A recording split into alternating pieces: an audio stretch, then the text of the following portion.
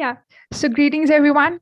Welcome to the first special workshop of the World Space Week by SSERD on the art of resume writing. I'm your host, Mehek Kole. So, resume is basically a document that is created and used by a person to present their background, skills, and accomplishments. And I think that the art of resume writing is definitely a need of an hour because your resume describes your qualification and that is what makes you unique, like stand out among other applicants. And that is why you need a good resume so that you can grab attention of the required employers and recruiters. So with this, I am pleased to introduce to you our speaker, Alka Panda.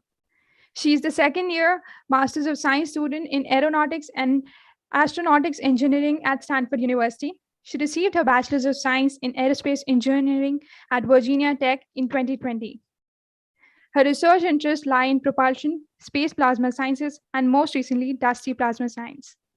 Beyond school, she is involved in organizations that work toward increasing representation of gender and racial minorities in STEM. Some organizations that she works with are Women of Aeronautics and Astronautics India, Women in STEM Research India, and Women in Aeronautics and Astronautics at Stanford. Apart from that, she also loves reading book or listening to podcasts while watering plants.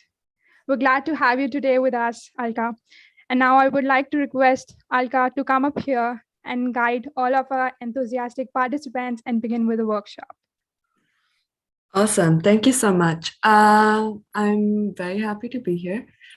Let me know if you can't hear me or if something goes wrong with the audio. Sometimes I have really spotty internet. Okay, so like Mehak said, resume writing can almost be an art, but if you build yourself a good template, then you can use that template to correct yourself and use that resume to apply to a multitude of different jobs or like volunteer opportunities, technical and non-technical things. I use the same resume and I change the order of things that show up on my resume and make it look unique to each job that I apply to, because some jobs might be looking for a particular skill and I need to highlight that more, versus some jobs might be more interested in my leadership skills, versus some jobs might be more interested in just my educational qualifications and not the others as much. If it's teaching job, things like that. I think the best way to go about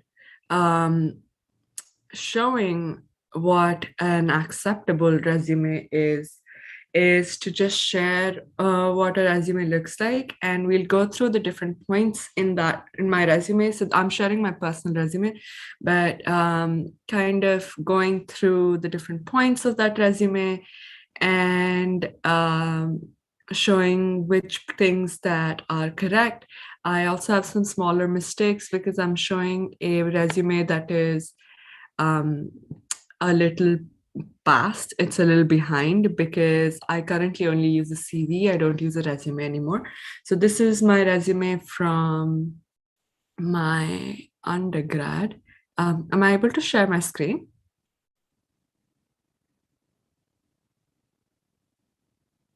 Yeah, I guess you'll be able to share your screen. Okay, fantastic. Okay, so I just opened up a PDF document of my resume. So the very first thing like I said, this is one of my older resumes from my senior year or my fourth year. So one of the very first things to note is a resume is always one page. It should never be more than one page. And that is a very important necessity, especially if you're submitting your resume online. Because every software that accepts documents like resumes have certain filters on them. So if your resume is greater than one page, they would usually filter out those pages and your information will no longer be shown. So it's very, very important that you stick to the one page requirement. Second thing that is quite important is mentioning your personal details in the resume. So here I've made certain mistakes. I would never give my full address on my resume, and I would also not give my zip code. I would only give what city and country I'm part of. So in this case, it says Virginia because then I lived in Virginia. Right now, I live in Palo Alto. So all I would say is Alka Panda on top, Palo Alto, my city, um, and my email, your email that you respond to, and a phone number that works for you. Some companies will also mention not to give a phone number. So you should read if they have any specific guidelines on what to submit on a resume. And you should also add a LinkedIn profile or a handshake profile if possible, if that's something that you have been maintaining as you're working through applying for companies and things like that. So yeah, so that's the biggest part. Things not to include, there should be no pictures on your resume. Most companies, at least in the US and in the UK, will say not to submit a picture with your resume because that will lead to your resume being filtered wrongly and they will not accept that resume anymore. Your application will not move forward anymore. This is mostly so that they can maintain anonymity and remove bias when they are looking at different resumes. This is also the main reason why you are not supposed to use any gendered pronouns in your resume unless you really want to. This is also why you should not mention your date of birth in your resume. Um, like things like, so I was born in 1997, but I don't really mention that anywhere because it's not relevant to the company that I'm applying to. What age am I? My marital status, um, my financial situation, things like that don't need to be mentioned. Any personal details don't need to be mentioned in your resume whatsoever. This is just purely a professional document. So those are some like big picture things to avoid in the entire resume. But going into the nitty gritty, um, it's very important to first build a template. So for me, my template was to build certain headings that I was going to populate. The most important one for me in every resume is education. And then followed by, because I was using this resume to apply to research positions, I did research experience, but some people also do work experience right here. And work experience can be any internships or volunteer positions that you have taken part in that are almost in line with the job that you're applying to or will have given you skills to be successful for the job that you're applying to. Then I have work experience as my second. The reason why my research came first, like I said earlier, I was applying this to a research lab. So research experience was prioritized first, and then I placed work experience. But you can have this in opposite directions. Then I placed my skills tab here. This is the most important place in your resume. This is where you mention what softwares are you comfortable using, and if a company, and what is your proficiency at these in these softwares. So like you'll see here, a lot of students tend to mention a lot of soft skills in their resume. So things like a good communicator or team worker, good leadership skills, interpersonal skills. You're not supposed to really mention those things in a resume. That is something that you are supposed to portray through your rest of the activities that you have mentioned in your resume. Your skills are purely your technical skills. Another thing that I did not mention was my proficiency level for these skills. it has become a rising trend where people kind of rate their own proficiency in their resume, where they say, oh, I'm an intermediate level in C++. I am very comfortable with Python and things like that. I wouldn't mention your exact proficiency because it's very hard to rate your own self when you're talking about any kind of skill building and skill proficiency. So you're better off just mentioning softwares that you would be comfortable using if someone calls on you to use it. So if someone says to work on a project using a certain coding language, and if you know how to at least approach that project using that coding language, then I would put that language on your skills. But if you would have to go through tutorials on how to learn that language and things like that, I would not put that skill on your resume. It's very important not to lie. It can be okay to stretch the truth a little bit if you are not extremely proficient at something, but you think you can learn before the job. But it's not okay to completely lie because you will never build up that proficiency with like in the next 3 or 4 months before the job opportunity responds to you. Okay, so in a lot of situations, it also is helpful, especially if you are applying in a more CS based company. And now the trend has switched a little bit where people mention their skills right below education and they don't then they go into their work experience and research experience. This is because sometimes there have been some statistics that have been thrown around where people have said that the average time a recruiter will ever look at your resume is 6 seconds. So they need to see the most important things jump up to them in those 6 seconds. So it has been recommended in multiple places to put your skills up top. So again, this depends on the application. Where are you applying to? I knew that this was being sent to a professor who was going to read the whole resume and then talk to me about my projects. So it made sense for me to put my research experience first instead of putting my skills first. If I was using this to apply on a job portal like Indeed or Naukri.com or things like that, I would usually just put my skills first right after education.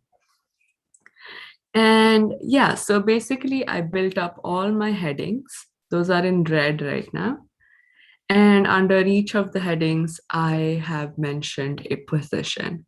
Now, below each position, I have described what I did in that position using action words such as designed, conducted, supported, composed, facilitating, mentoring, things like that.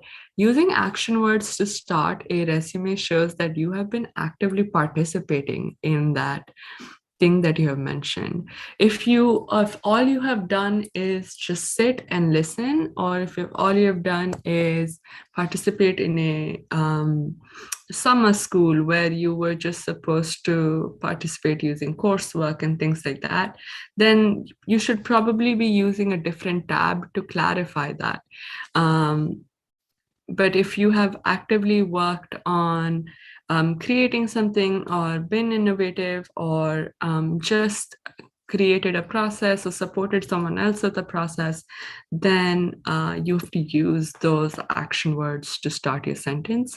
And keep your resume descriptions in bullet points instead of using paragraphs.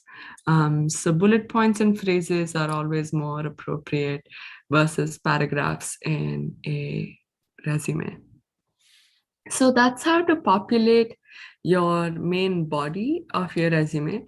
And now, going back to formatting a little bit, it's always important to mention the date and the month or the year or the date of the thing that you attended or that you participated in your resume. So you can see that I have right indented all of the years and months that I was participating in certain things, or like if I was a researcher for advanced propulsion and power lab. That was from June 2019 to it says present. So present meaning you're still working on something as you're applying to a job.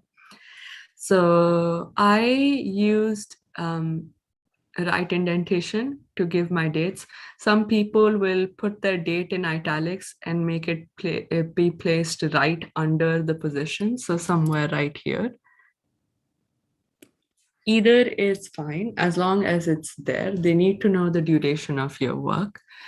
Second thing that you'll notice is I always go from reverse chronological order. So this is the most recent, and this is the oldest. So depending on how many positions you have participated in and what kind of things you and how much space you have in your resume, you should only go back maybe 2 years or 3 years into your resume. Any beyond that is not relevant to your employer. If you are a senior in college, them knowing what you did in high school is probably not very relevant. So them knowing what you did until second year or first year of college is probably most relevant for them, especially focusing on what you've been doing in the past year or so.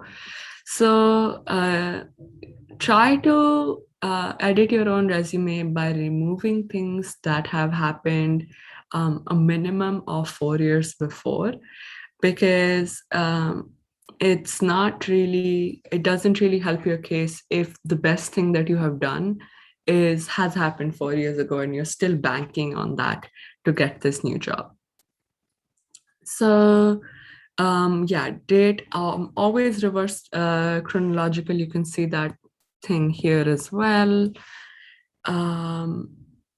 Some things that I've mentioned that don't require any particular kind of description. I mentioned some student organizations that I was part of. I didn't really describe my role in these student organizations because they're pretty standard roles that are in professional organizations. And so you can do the same, but if you seem to have more space in your resume, feel free to describe your roles in these organizations. If you're part of professional organizations, feel free to describe your roles. It's all very space dependent because you don't want to go over that one page. One last thing that I will mention before I start answering questions is in my education, after my second year, I stopped mentioning my high school. So because this was my bachelor's degree, I stopped mentioning my high school requirements, my high school qualification after my second year. This is a bit cultural. In India, people tend to like knowing your 12th board. And high school graduation year, but I prefer still not to mention it and wait till they ask me for that in any other kind of documents. Because again, putting my high school year is kind of a bias. It lets people know what year I was born in and things like that. So I prefer not to mention that. And then I have said here that my expected graduation is May 2020. So this was because I had built it before then. If you should always put when you are planning to leave an educational organization as expected graduation in your email, in your resume. I've mentioned my GPA. It's not necessary to mention your GPA all the time. If you believe that your GPA meets the requirements, go ahead and place it. You can also mention your GPA or your CGPA, which is your cumulative. So mine was from a 4-point scale. If yours is from a 10-point scale, so 4-point scale is what's common in the US. So I didn't mention that. But if you are giving your GPA or CGPA in a 10-point scale and applying to any Western countries, I would mention that clearly. So I would say 8.5 out of 10, so that they know what the metric is that they're looking at.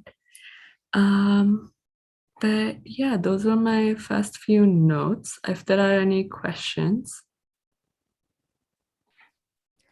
Yeah, Alka, thanks a lot for sharing such good information with us. I mean, it just helped me as well. I'd been making such many mistakes in my resume. Like, I would generally just put in everything not in a specific order, like with dates anywhere here and there. I would just mention that, and then definitely I right now got to know that there's a difference between distinguished resume that we can build up based on the different companies we apply for, different places we apply for.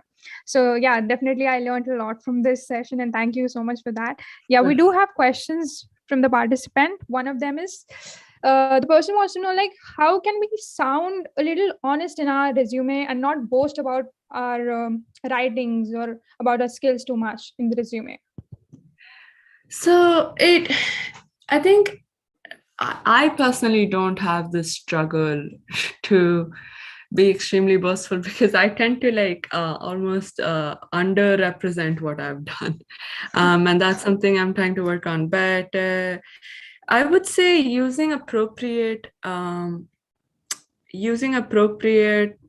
action words and also showing if you worked in a team or not can and how you're talking about that team is very important. If you are trying to portray in your resume that you were the only one who worked on a project from start to finish and you were the one that got made it go through without any help, um, that might end up being a little unbelievable. So when you're reading your resume, and your resume is so that people can know your qualifications, not because people can read about your achievements. There's a very different document for things like that. So don't write your resume as if you are listing all the achievements you've made in the past. You are basically literally mentioning um, your specific projects and things that you've participated on, what details of those projects are important for the next recruiter. So, and then if you have any metrics, if you have things like, oh, I increased productivity of this small group that I was working on, it was measured to increase by 80%, or I increased the profits of this thing by 50 lakhs, then mention those metrics, but don't make any opinions on those metrics. Don't say, oh, I was told that I did a great job by doing it. Like, you don't need to mention any opinions in your resume. Hopefully that Thank you for answers. that. Yeah, that definitely did. Now, the next question people are asking, like, what is the exact difference between a CV and a resume? Like, they Yeah, usually get confused between that. Yeah, I think the reason why the confusion usually exists is because in India we tend to just refer to them as CVs, but there's a very distinct difference between CVs and resumes. CVs are mostly used in an academic setting. So if you are applying for a research position, if you are applying to graduate school, if you are in graduate school applying to national laboratories, or if you are so qualified, like if you've been someone who is a professor or something who has been working in this field for so many years, you literally cannot fit your stuff in one page, then that would go on to be a CV. I can show a quick example of a CV that was basically the same thing as my resume but has been extended. Sorry, give me one quick second and I can share my screen really quickly. Yeah, so this is a CV. So my CV is 3 pages long right now, but this was extended. Like there's no reason for it to be 3 pages long. I have just added everything that I do because usually I use this document as a pool document and I take parts of this document to make another resume or another CV. So a CV, like I said, this is more recent. This is from my current times. You describe everything that you've done more specifically. So you'll see there are more points in under my bullets. My technical skills are up here. I added a second education. Here I've added things that you didn't see my resume. So things like my teaching experience, exactly what I did in my design teams, my conference presentations or any publications that you might have. Um, and any honors and awards and stuff like that. CV can also be the place where you mention your references if they're asked for and things like that. So it's more an extended resume, but you're just explaining things more clearly because you have more space to do so. Yeah. Thank you, Alka, for that. Like, also, some people want to know, should they mention about their volunteer experience in the resume? Like, usually for undergraduates, because they've just entered their college or something, and then they haven't got much of things to put on their resume. Should they be mentioning about the volunteer experiences in case they Yeah, accept? sure. If that's something that you think is relevant to what you're applying to, absolutely. I would say if you don't have enough material, and I didn't have enough things to put in my resume until I was basically in my third year. So sometimes you just need to fill a document. And if I'm mentioning your volunteer organizations, use the same format that you would for other things. So mention it in reverse chronological order. Again, use action words to describe your work in these organizations. And absolutely, volunteer work is very important. And like just an extension to that, like what people are just asking, what is the exact time that they should start building their resume or CV? Ah, I don't really know about like an exact time. I would say that you should always have a draft up and have someone else read through it. Someone who's neutral and third party who can edit your document. And before you, so it can take you very less time to make a resume. It doesn't take that long.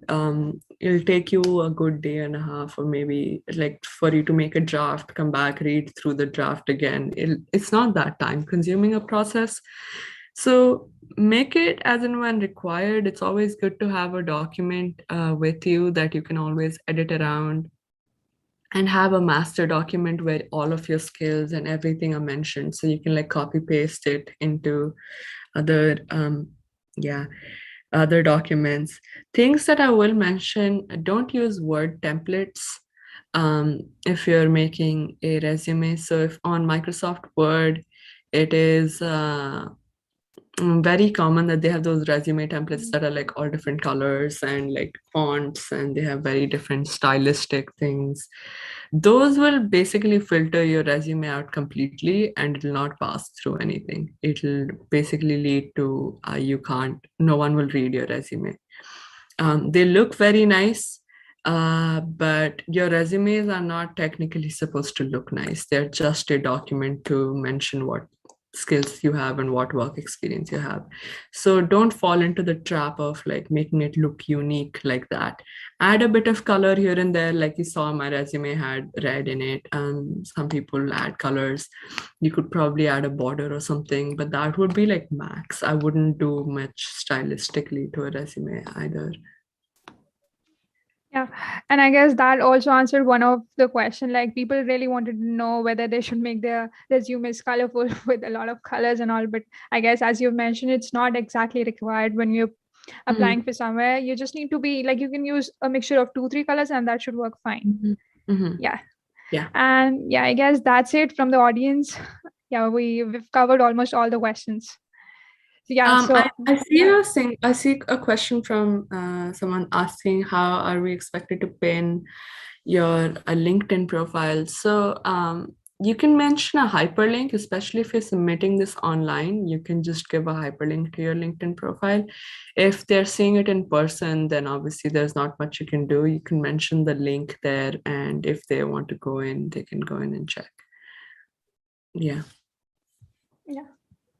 Yeah, so Alka, thanks a lot for sharing your views, sharing about how do we work towards building a good resume. That's definitely needed.